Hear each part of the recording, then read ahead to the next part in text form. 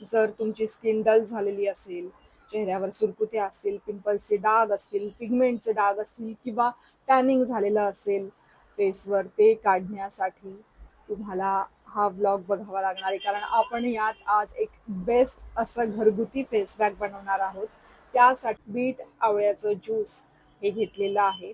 यात आपल्याला टाकायची आहे कॉफी पावडर. त्यानंतर आपण यात टाकणार आहे तांदळाचं पीठ, बेसन पीठ मिक्स करून पेस्ट बनवून घ्यायची आहे.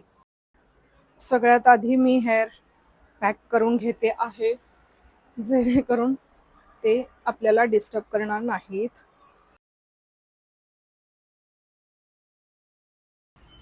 मी ब्रशने फेस पॅक लावत नाही, कारण तो सर्व ब्रशमध्ये अडकतो.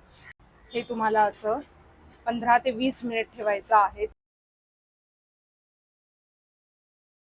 फेस पॅक वाळल्यानंतर हलक्या हाताने चेहऱ्यावर स्क्रब करून घ्यायचा आहे आणि मग चेहरा स्वच्छ धुवून झाल्यानंतर रुमालाने पुसायचं नाही, ते पाणी स्किनमध्ये ॲब्झॉर्ब होऊ द्यायचं आणि मग तुम्हाला सुंदर अशी स्किन बघायला मिळेल. हे तुम्ही आठवड्यातून 1-2 वेळेस करू शकता. तुमचं टॅनिंग तुम्हाला पूर्णपणे निघालेलं दिसेल.